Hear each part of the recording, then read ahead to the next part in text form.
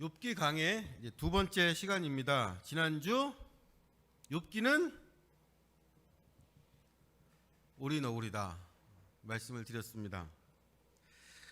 부리는 오리고 몸은 너구리고 네 발엔 수달처럼 물갈퀴가 달린 모습의 포유동물이면서 알을 낳는 이 독특한 습관을 가진 오리 너구리처럼 욥기에는 전혀 다른 지혜와 논쟁이 함께 있고 인생에 대한 새로운 지혜와 고민이 담겨 있습니다.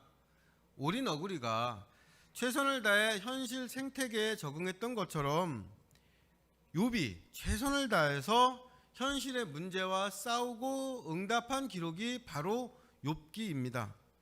이것이 지난주 욥기에 대한 개략적인 소개였는데 이번 주에는 본격적으로 욥기의 내용을 살펴보겠습니다. 욥기의 맨 앞부분 욥기 1장 1절에서 3절입니다. 우스 땅에 욥이라 불리는 사람이 있었는데 그 사람은 온전하고 정직하여 하나님을 경외하며 악에서 떠난 자더라. 그에게 아들 7과 딸 3이 태어나니라. 그의 소유물은 양이 7,000마리요 낙타가 3,000마리요 소가 500결이요 암나귀가 500마리요 종도 많이 있었으니 이 사람은 동방 사람 중에 가장 훌륭한 자라. 우스 땅에 욥이라는 사람이 살았습니다. 언제라는 시간적인 배경은 생략되어 있고 우스라는 땅 이름만 나옵니다. 그럼 우스는 어디에 있는 지역일까요? 성경에 우스라는 땅 이름이 두 번 나옵니다. 에레미야서 25장 20절이에요. 모든 섞여 사는 민족들과 우스 땅의 모든 왕과 블레셋 사람의 땅 모든 왕과 아스글론과 가사와 에그론과 아스돗의 나머지 사람들과 여러 이방 민족과 이방 땅을 말할 때 우스라는 지명이 처음 등장을 합니다. 그러니까 우스는 이스라엘이 아니라 이스라엘 밖에 있는 어떤 땅입니다. 이 우스에 어떤 민족이 살았는지 에레미야 에가에 나와요. 에레미야 에가 4장 21절입니다. 우스 땅에 사는 딸 에도마 즐거워하며 기뻐하라. 잔이 내게도 이를지니 내가 취하여 벌거벗으리라. 우스 땅에 살았던 것은 에서의 후손인 에돔 민족입니다. 우스가 정확히 어딘지는 모르지만 우스는 분명히 이스라엘 바깥 이방 민족 에돔인들이 살던 어떤 지역입니다. 이 우스 땅에 욥이 살았던 거죠. 그럼 욥은 이스라엘 사람이 아니고 이방인 에돔 사람이었나? 이런 의문이 생기시죠? 여기에 대해서는 성경이 아무런 정보도 주지 않기 때문에 정확히 답을 할 수가 없습니다. 욥이 이방인이었을 수도 있고 이방 땅에 이주해서 사는 이스라엘 사람일 수도 있기 때문입니다. 중요한 건 욥기의 사건이 이스라엘 땅에서 벗어나서 우스라는 이방 땅에서 벌어진다는 사실입니다. 구약에서 욥기처럼 이스라엘 영토 밖에서 벌어진 사건을 기록한 요나서, 다니엘서가 있습니다. 이 성경들의 공통점은 하나님이 단지 이스라엘만의 하나님이 아니라 온 세계를 다스리는 하나님이다 라는 걸 강조합니다. 욥기도 마찬가지예요. 욥기는 시대를 생략하고 우스라는 알려지지 않은 이방 지역을 배경으로 이스라엘 사람인지 아닌지 모를 욥을 주인공으로 등장시킵니다. 이건 욥에게 벌어진 사건이 특정한 시대와 지역에서만 일어나는 사건이 아니라 모든 시대 누구에게나 일어날 수 있는 사건이며 하나님 또한 모든 시대 온 세계의 욥과 함께 하시는 하나님이라는 걸 알려주는 거죠. 다시 말하면 그 옛날 우스 땅에 살았던 욥이 바로 우리일 수 있다는 겁니다. 욥이 고민했던 문제가 이 시대에도 문제일 수 있고 욥과 친구들이 했던 논쟁이 지금 우리의 논쟁일 수 있고 욥이 만났던 하나님과 사건을 지금 여기서 우리도 만날 수 있는 거죠. 그런데 우스 땅에 살았던 욥이 어떤 사람입니까? 온전하고 정직하여 하나님을 경외하며 악에서 떠난 사람이었습니다. 그리고 욥에게는 아들 7과 딸 셋, 10명의 자식이 있었고 양 7,000마리, 낙타 3,000마리, 1,000마리의 양과 낙타가 있었고 소 500결이, 암나귀 500마리, 1,000마리의 소와 나귀가 있었습니다. 욥의 재산을 375라는 좋은 숫자와 10, 100, 1000 단위로 정확하게 표현을 했죠. 이건 욥의 재산이 그냥 많은 게 아니라 균형 있고 조화롭게 충분하면서도 완전하게 많다는 걸 알려주는 표현입니다. 욥은 그 일대에서 가장 크고 부유한 사람이었습니다. 욥기 맨 처음 부분에 이렇게 길고 자세하게 욥을 소개하는데 이 소개를 한마디로 요약하면 뭘까요? 욥은 복받은 사람이다 입니다. 욥기를 시작하면서 맨 처음 강조하는 게 바로 욥의 복입니다. 제가 아침마다 보내드리는 묵상 말씀이 있는데 2월 달에는 계속 복에 관한 말씀을 보내드리고 있어요. 그런데 성도님 한 분이 아주 조심스럽게 저에게 이런 의견을 보내주셨습니다. 요즘 매일 아침 복에 관한 말씀을 보내주시는데 좀 불편한 마음이 들었습니다. 세상이 소란하고 많은 사람들이 어려움을 겪고 있는 이때에 우리만 하나님의 복을 받고 편안하려는 건 너무 이기적인 거 아닐까요? 저는 이런 문제의식을 정말 칭찬하고 자랑할 만하다고 생각합니다. 정말 그렇지 않습니까? 코로나로 하루하루가 힘든 사람이 얼마나 많은데 매일 아침 복에 관한 말씀을 묵상하면서 나만 잘 되길 바란다면 이건 정말 이기적인 거죠. 그런데 아침에 복에 관한 말씀을 보내드리고 복에 그는 강림하사 복주옵소서 찬송을 부르고 복 있는 사람이라는 시편으로 기도를 드리는 건 욥기를 설교하면서 제 나름대로 계획이 있어서였습니다.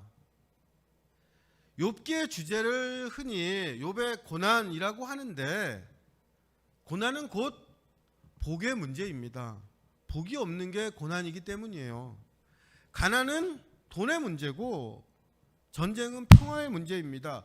돈이 없는 게 가난이고 평화가 없는 게 전쟁인 것처럼 복이 없는 게 고난인 겁니다. 그래서 욥의 고난을 이해하려면 먼저 복이 무엇인가를 분명하게 알아야 됩니다.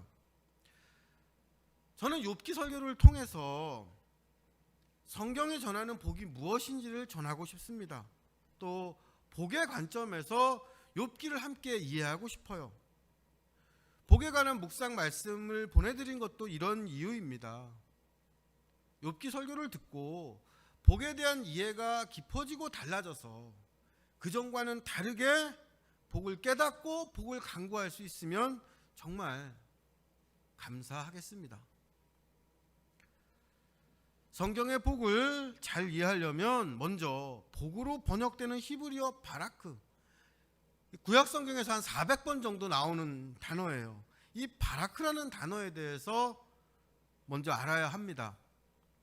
복이라는 뜻을 가진 단어 바라크가 처음 등장하는 건 창세기 1장 21절 22절입니다.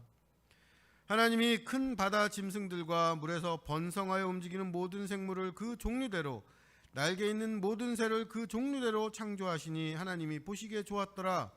하나님이 그들에게 복을 주시며 이르시되 생육하고 번성하여 여러 바닷물에 충만하라. 새들도 땅에 번성하라 하시니라. 하나님께서 각종 동물들을 지으시고 그들에게 복을 주시고 이 복의 결과로 생물들은 생육하고 번성할 수 있었습니다. 사람을 창조하실 때도 하나님께서 복을 주셨어요. 창세기 1장 27절 28절입니다. 하나님이 자기 형상 곧 하나님의 형상대로 사람을 창조하시되 남자와 여자를 창조하시고 하나님이 그들에게 복을 주시며 하나님이 그들에게 이르시되 생육하고 번성하여 땅에 충만하라. 땅을 정복하라. 바다의 물고기와 하늘의 새와 땅에 움직이는 모든 생물을 다스리라 하시니라.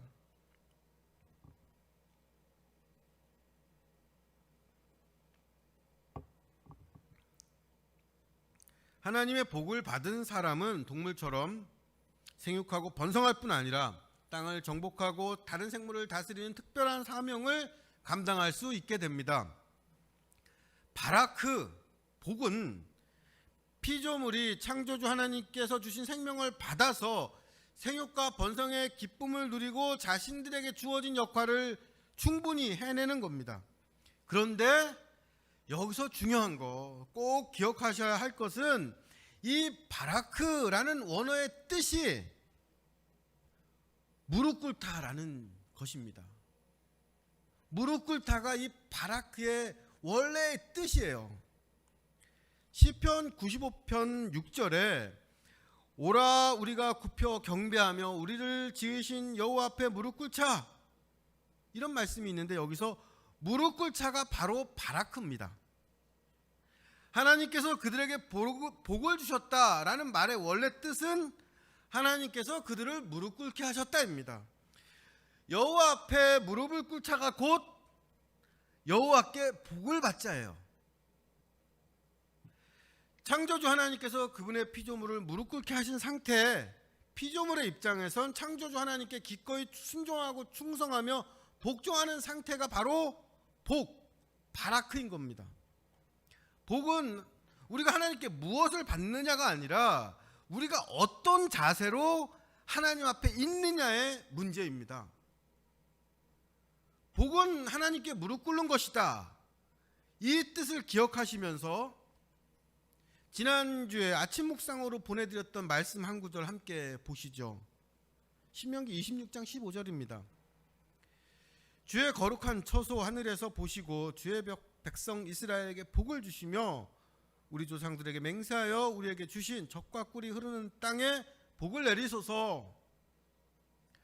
여기서 복으로 번역된 단어를 무릎 꿇다라는 의미로 바꿔서 한번 읽어보세요.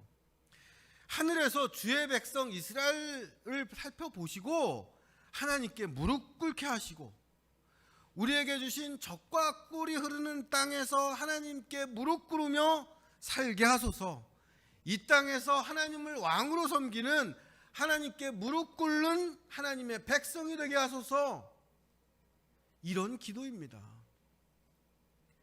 복을 바라는 모든 기도와 찬송의 근본적인 의미는 우리에게만 좋은 거 달라는 이기적인 욕심이 아니라 우리가 먼저 하나님께 무릎 꿇게 해달라는 간구와 다짐입니다.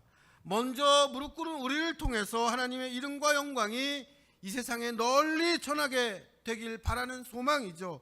나 주께 왔으니 복 주시옵소서. 이것은 내가 주께 왔을 뿐 아니라 무릎 꿇고 순종하며 살 수 있게 해주시라는 간구인 거죠. 이렇게 창조주 하나님께 무릎 꿇은 피조물에게 하나님께서 내려주시는 것이 생육과 번성, 젖과 꿀이라는 눈에 보이고 경험되는 현실의 복의 증거들입니다. 욥에게 있는 10명의 자식과 수천 마리 가축들이 바로 생육과 번성, 복의 증거들입니다. 그리고 욥이 온전하고 정직하여 하나님을 경외하며 악에서 떠났다는 것이 욥이 바라크한 상태, 하나님께 무릎 꿇고 순종하며 그분을 따르고 복종하며 살고 있다는 걸 나타내 주죠. 욥의 성품과 자식이 많고 부자였다는 이 사실은 욥이 복 있는 사람이라는 걸 알려줍니다. 그런데 복 있는 사람 욥이 마음을 다해서 하는 일이 있어요. 욥기 1장 4절에서 5절입니다. 그의 아들들이 자기 생일에 각각 자기 집에서 잔치를 베풀고 그의 누이 3명도 청하여 함께 먹고 마시더라. 그들이 차례대로 잔치를 끝내면 욥이 그들을 불러다가 성결하게 하되 아침에 일어나서 그들의 명수대로 번제를 드렸으니 이는 욥이 말하기를 혹시 내 아들들이 죄를 범하여 마음으로 하나님을 욕되게 하였을까 함이라. 욥의 행위가 항상 이러하였더라. 보라, 형제가 연합하여 동거함이 어찌 그리 선하고 아름다운고 라는 시편 133편 1절 말씀이 있습니다. 그런데 욥의 가족들은 형제뿐 아니라 자매들도 연합하고 함께 즐거워합니다. 마른 떡 한 조각만 있고도 화목하게 하는 것이 제육이 집에 가득하고 다투는 것보다 낫다는 잠언 17장 1절 말씀이 있어요. 그런데 가장 불행한 건 뭡니까? 마른 떡 한 조각 때문에 온 가족이 싸우는 겁니다. 그럼 가장 행복한 건요? 진수성찬을 차려놓고 온 가족이 화목한 일일 겁니다.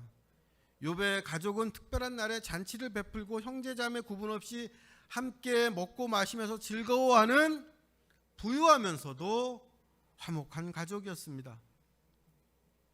그런데 자식들이 이렇게 잔치를 베풀고 나면 욥은 아들들을 불러서 하나님께 제사를 드렸습니다. 욥이 제사를 드린 이유가 뭡니까?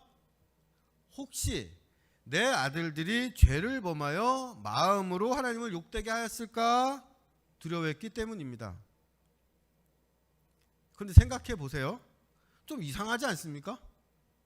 생일날 형제 자매들이 모여서 즐겁게 축하잔치를 벌이면서 마음으로 하나님을 욕되게 할 일이 뭐가 있습니까? 이상하죠. 여기서 하나님을 욕되게 하다 이렇게 번역된 구절이 중요합니다. 욕되게 하다로 번역된 단어가 바로 바라크이기 때문이에요. 복으로 번역되는 그 바라크가 욕이라는 정반대의 의미로도 쓰이는 겁니다. 바라크의 가장 기본적인 원래 뜻이 무릎 꿇다라고 말씀을 드렸죠. 하나님이 인간을 바라크하게 하는 거, 하나님이 인간을 무릎 꿇고 순종하게 하는 게 복인데, 반대로 주어가 바뀌어서 인간이 하나님을 바라크하게 하는 거, 인간이 하나님을 무릎 꿇게 하는 게 하나님을 욕되게 하는 죄인 거죠. 욥은 하나님께 무릎 꿇은 사람, 복받은 사람입니다. 욥은 복의 1세대예요. 그의 인생을 통해서 양 한 마리, 소 한 마리를 늘려가면서 하나님이 주시는 생육과 번성을 경험했고, 자기가 가지고 있는 재산이 하나님께서 주신 복의 결과라는 걸 분명히 알았습니다. 그런데 욥의 자식들은 욥이 받은 복을 그냥 받아서 누리는 복의 2세대입니다. 그래서 이 자식들은 잔치를 벌이고 먹고 마시며 즐거워하면서 이런 만족과 기쁨의 도취가 되어서 하나님도 부럽지 않네, 이렇게 즐겁고 행복한데 하나님이 뭐가 필요해?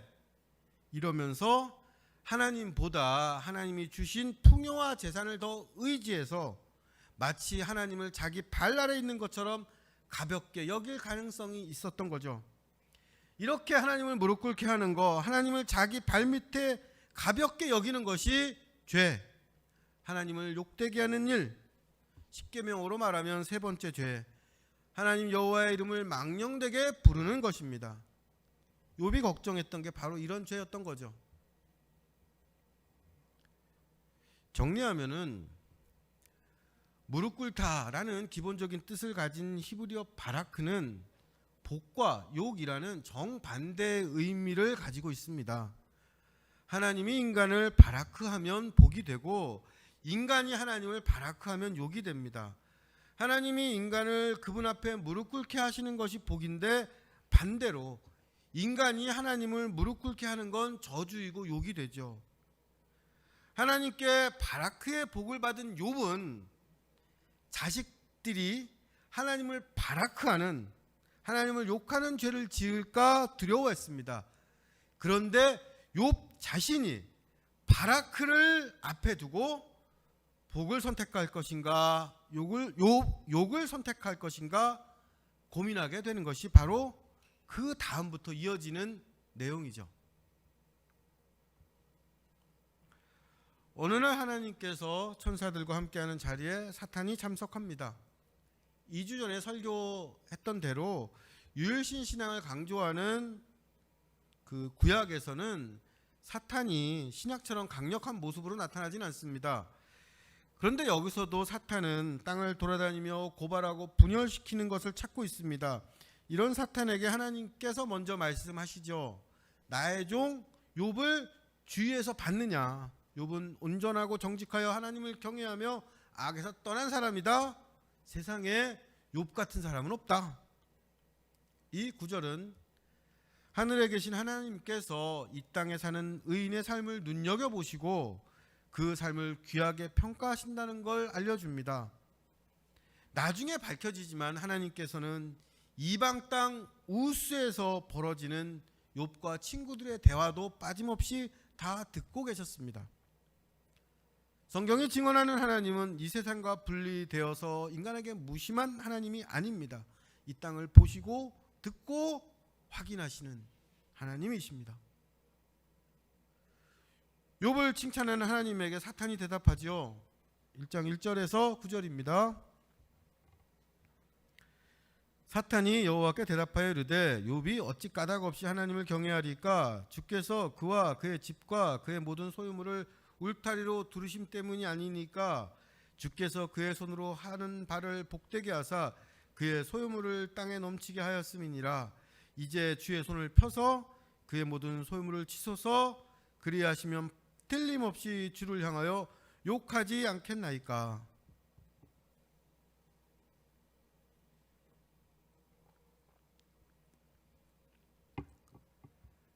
악마의 변호인이라는 말이 있습니다. 가톨릭에서 어떤 사람을 성인으로 추대할 때 반대 입장에서 이 사람을 비판하고 검증하는 사람을 악마의 변호인이라고 합니다. 우리가 잘 아는 마더 테레사 수녀님이 성인으로 추대될 때 악마의 변호인 역할을 했던 게 크리스토퍼 히친스라고 아주 유명한 무신론자였어요. 이 사람이 교황청 의뢰로 악마의 변호인 역할을 맡아서 테레사 수녀님 뒷조사를 하고 막 비판했습니다. 그리고 이거를 자비를 팔다라는 제목으로 출판까지 했어요. 이 책에서 히친스는 테레사 수녀를 위선적인 종교 사업가로 비판했습니다. 교황청은 이 비판을 꼼꼼하게 검증해서 이 비판이 사실이 아니라는 걸 확인하고 나서 최종적으로 테레사 수녀를 성인으로 추대했습니다. 지금 욥을 칭찬하는 하나님 앞에서 사탄이 바로 이런 역할을 하고 있는 거예요. 하나님께서 세상에 욥 같은 사람 없다라고 하시니까 정말 그럴까요? 검증 한번 해볼까요? 비판하는 거죠. 그러면서 아주 중요한 질문을 합니다. 욥이 어찌 까닭 없이 하나님을 경외하겠습니까? 욥이 하나님을 경외하는 건 하나님께서 욥을 바라크하셔서 하나님께서 욥을 무릎 꿇게 하셔서 그 무릎 꿇은 대가로 욥의 집과 재산을 보호하시고 그 소유물이 늘어나는 생육과 번성을 주신 결과일 뿐입니다. 만약에 욥의 소유를 거두어 가시면 욥은 분명히 바라크할 것입니다. 하나님을 향해 욕할 거예요. 이렇게 사탄은 장담합니다. 여기서도 바라크라는 말이 정반대의 의미로 2번 나오죠. 실제로 욥에게 복으로 여겨졌던 모든 것들이 다 떠나갔을 때 욥의 아내가 욥에게 하나님을 욕하고 죽으라 이렇게 말하는데 이때 사용된 단어도 바라크였습니다. 욥이 왜 이유 없이 하나님을 경외하겠습니까? 사탄이 하나님께 질문하는 것 같지만 사실 이 질문이 누구에게 하는 질문입니까? 바로 우리, 더 정확하게 말하면 하나님을 믿는 사람들, 하나님의 복을 받아서 하나님께 무릎 꿇고 있는 사람들에게 하는 질문입니다. 네가 하나님께 무릎 꿇는 거, 하나님을 경외하는 거 다 이유가 있어서 그런 거 아니야? 하나님께 무릎 꿇는 그 자체가 아니라 무릎 꿇으면 얻어지는 어떤 좋은 결과 때문에 하나님을 경외하면 이득과 풍요와 만족과 마음의 평화가 얻어지기 때문에 하나님 믿는 거 아니야? 만약에 하나님 믿어도 하나님께 무릎 꿇어도 얻어지는 게 아무것도 없으면 금방 다른 데 가서 무릎 꿇을걸? 하나님이 주신 복이라고 생각했던 것들이 사라지면 금방 하나님을 아무것도 아닌 것처럼 욕하고 돌아설걸? 여러분은 사탄의 이 질문에 어떻게 대답하시겠습니까? 하나님의 종으로 하나님을 나의 주인으로 삼고 경외하는 건 하나님께 무릎 꿇는 그 복 자체 때문인가, 아니면 하나님께 무릎 꿇어서 얻는 적과 꿀 생육과 번성 때문인가? 하나님께 무릎 꿇어도 아무 좋은 것이 안 생겨도 하나님을 무릎 꿇리면서 욕하지 않고 계속 무릎 꿇은 그 자세를 유지할 수 있을까? 이 사탄의 질문이 욥기의 가장 중요한 주제이면서 또한 우리가 평생 붙들고 고민하는 신앙의 본질적인 문제입니다. 사람은 바라크와 바라크 사이에 있습니다. 하나님께 복을 받는 존재로 살 수 있고 하나님을 욕하는 존재로도 살 수 있습니다. 내가 하나님께 무릎 꿇느냐, 아니면 하나님을 내 앞에 무릎 꿇리느냐 선택하는 겁니다. 그리고 사탄은 우리에게 늘 질문하죠. 적과 꿀이 없어도 하나님께 무릎 꿇을 수 있어? 인생이 배고프고 쓴맛만 가득해도 하나님께 무릎 꿇는 것 그 자체가 복이니까 난 그런 거 필요 없어요. 나는 하나님만 경외하면서 하나님의 백성으로 살 거야. 이렇게 말할 수 있어? 묻지요. 사탄은 인간이 어떤 존재인지를 가장 잘 압니다. 인간이 숨겨놓은 욕망까지 끄집어내서 유혹하는 능력이 사탄에게 있습니다. 인간은 이유 없이 하나님을 경외하지 않는다. 사탄의 이 말은 사실이에요. 이 말이 맞습니다. 이 말이 사실이라는 건 무슨 증명이 필요 없어요. 왜냐하면 우리가 매일 경험하는 일이고 느끼는 감정이기 때문입니다. 적과 꿀이 떨어지면 나를 보호하는 하나님의 손이 나를 치는 것 같은 일을 당하면 남들은 생육하고 번성하는데 나는 아프고 쇠퇴하면 우리 머리 위에 있던 하나님은 금방 우리 발 아래로 떨어집니다. 그런데 인간은 이유 없이 하나님을 경외하지 않는다고 장담하는 이 사탄이 모르고 있는 게 있어요. 그것은 하나님은 사랑이시며 사랑의 하나님이 우리를 사랑하는 존재로 창조하셨다는 진리입니다. 사랑에는 이유가 없어요. 하나님이 인간을 창조하신 데는 이유가 없었습니다. 스스로 완전하고 부족할 것 없으신 삼위일체 하나님께서 인간을 만드신 데는 다른 이유가 없습니다. 그분의 사랑 때문이었습니다. 하나님의 사랑이 인간을 창조하신 유일한 이유고, 이 하나님의 사랑을 하나님께 다시 돌려드리는 것이 하나님을 향한 경외입니다. 그런데 하나님은 우리가 몸을 가진 존재, 티끌이라는 걸 아십니다. 눈에 보이는 복의 증거가 없어도, 적과 꿀을 먹지 않아도, 생육과 번성을 경험하지 않고도 하나님을 사랑할 만큼 그렇게 우리가 대단한 존재가 아니라는 거, 그렇게 훌륭한 영적 피조물이 아니라는 걸 너무 잘 아십니다. 그래서 하나님은 사랑이시기 때문에 우리에게 이유 없이 그분을 사랑하라고 하지 않으시고, 우리가 하나님을 사랑할 수 있는 이유와 눈에 보이는 증거들을 주십니다.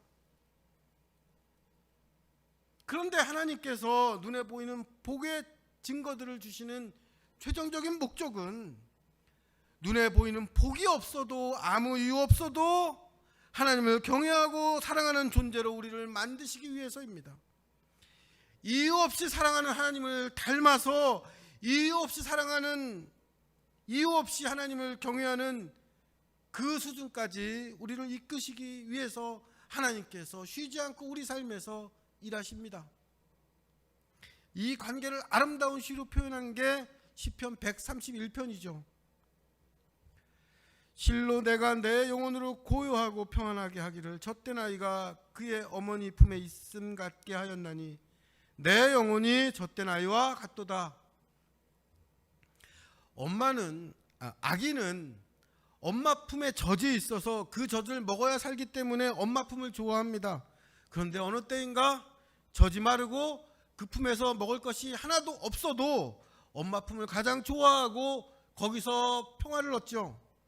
엄마 품에서 젖을 먹은 경험과 기억이 쌓여서 엄마가 가장 좋다는 걸 분명히 깨달았기 때문입니다.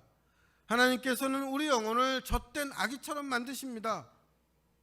이유가 있건 없건 좋을 때나 나쁠 때나 하나님을 경외하도록 만드시죠. 그 과정까지 우리에게 젖을 주십니다. 사랑을 모르는 사탄은 사랑할 이유를 만드시는 분도 하나님이시고, 사랑할 이유가 없는데도 사랑할 수 있는 수준까지 우리를 이끄시는 분도 하나님이라는 그 진리를 모릅니다. 또 하나님의 형상을 닮은 인간이 삶의 어느 순간에 이르러서 아무 이유도 없이 하나님을 사랑할 수 있는 그 놀라운 수준으로 변화할 수 있다는 것도 사탄은 경험하지 못하죠. 저는 복에 대해서 아주 기본적이고 소박한 믿음을 갖고 있습니다. 우리가 결국은 하나님께 그저 무릎 꿇는 것만으로 만족한 상태, 하나님께 무릎 꿇을 수 있다는 그 사실 하나만으로 감사할 수 있는 순간이 반드시 온다는 겁니다. 그래서 너무 힘들어요, 막막해요, 지쳐서 아무 기도도 나오지 않습니다, 이런 얘기를 들으면 우리가 아무 이유 없이 하나님을 사랑할 수 있도록 이번 한 번만 더 하나님을 사랑할 수 있는 이유를 주세요. 복의 증거들을 이 사람에게 보여주십시오. 우리가 이유 없이 하나님께 무릎 꿇을 수 있을 때까지 우리가 먼저 하나님을 무릎 꿇지 않게 하도록 붙잡아 주십시오. 이렇게 기도하게 되죠. 이것이 저의 기복신앙입니다. 우리는 바라크와 바라크 사이를 살아가죠. 그 사이에 하나님을 경외할 아무 이유도 찾지 못할 때가 있고, 어디를 봐도 하나님이 없는 것 같은 막막한 시간이 있고, 답답하고 무기력하고 냉담한 순간들이 있습니다. 그러나 이 모든 순간이, 이 모든 시간이 우리를 복의 모습으로 만들어가는 과정이라고 저는 믿습니다. 우리의 마지막 자세는 분명히 복의 자세일 겁니다. 우리의 삶은 반드시 바라크, 하나님께 무릎 꿇은 모습이 될 것입니다. 우리를 무릎 꿇은 사람으로 만들어 가시는 하나님께서 우리 주사랑교회 성도와 설교를 듣는 모든 분들께 한없는 복을 주시기를 간절히 바라고 믿고 축복합니다.